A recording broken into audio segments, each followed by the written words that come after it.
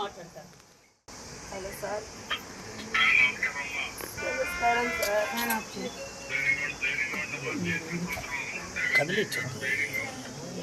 ధైర్యం ఉంటుంది సార్, ఉంటే వెళ్ళిపోయా స్వామి.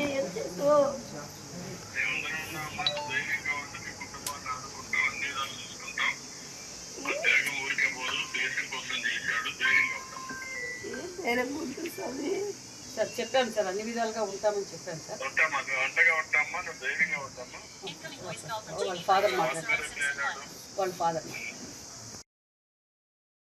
సార్ నమస్తే సార్.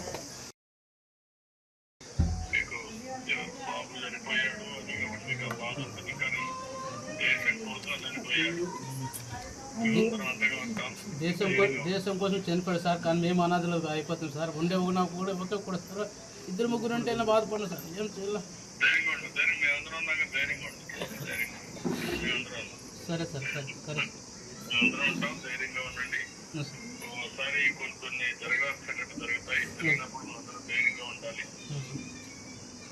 దేవుడు మీతో ఉంటాడు, ధైర్యంగా ఉండి మేము అందరం మీతో ఉంటాం. సరే మీరేం అధ్యయన పడుతుంది, ధైర్యంగా ఉంటుంది. సరే మీ త్యాగానికి ధైర్యంగా ఉండి మేము అందరం. సరే. ఏం అవసరమైనా మీరు నా దగ్గరికి రావచ్చు. ఏమ్మా మిగతా రేపటి రోజు ఇక్కడికి మీ బాబుని కూడా ఇక్కడికే తీసుకొచ్చి అందరికీ ఇక్కడి నుంచే ఘనంగా ప్రభుత్వ లాంఛనాలతో చూపిస్తాం కదా. అమ్మా మేము ఎప్పుడు నీ వెంటే ఉంటాం.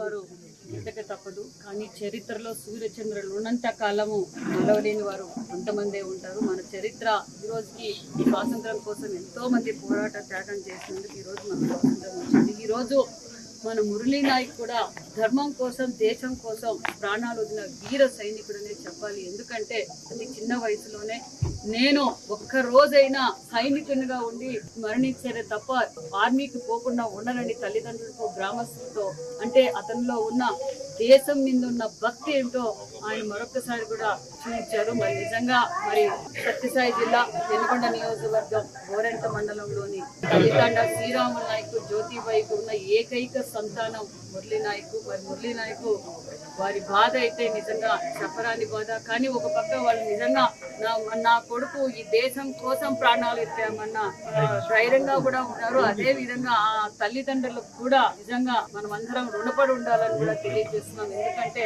వారు చేసిన త్యాగం అంతా ఇందా కాదు. మరి ఇప్పుడు ముఖ్యమంత్రి గారు కూడా మాట్లాడి వారి తల్లిదండ్రులు పరామర్శించి వాళ్ళకి వెళ్ళలేలా కుటుంబానికి ఎప్పుడు అండగా ఉంటామని కూడా తెలియజేస్తూ, అంతేకాకుండా ఇది అందరూ స్ఫూర్తిగా తీసుకోవాలి. ఎందుకంటే దేశం కోసం ఆస్తులు, ప్రాణాలు వదలటానికి మనం అంతా సిద్ధంగా ఉండాలి. ఎందుకంటే ధర్మం కోసం ఈ రోజు మనం పోరాటం చేస్తున్నాం. ఒక పక్క నరేంద్ర మోడీ గారు కావచ్చు, ఒక పక్క మన ముఖ్యమంత్రి చంద్రబాబు నాయుడు గారు మన దేశం కోసం అన్ని వేళలా అన్ని శ్రమించడానికి మనం సిద్ధంగా ఉండాలని కూడా తెలియజేస్తాం. ఖచ్చితంగా పాకిస్తాన్ని భూస్థాపితం చేయబోతున్నాం అన్న విషయాన్ని కూడా మనం తెలియజేస్తాం. ఎందుకంటే ఈ రోజు మన న్యాయబద్ధమైన పోరాటం చేస్తున్నాం. మరి ఎంత కిరాతకంగా హత్యలు చేశారో మనం అందరం చూసాం. మరి ఇలాంటి వీర జవాన్ల మరణం వృధా కాదు. ఖచ్చితంగా మనం పాకిస్తాన్ తగ్గ బుద్ధి చెప్తామనే విషయం కూడా తెలియజేస్తూ ముఖ్యమంత్రి గారు కూడా వారి తల్లిదండ్రులతో కూడా మాట్లాడారు, పరామర్శించారు, ధైర్యంగా ఉండమని కూడా చెప్పారు.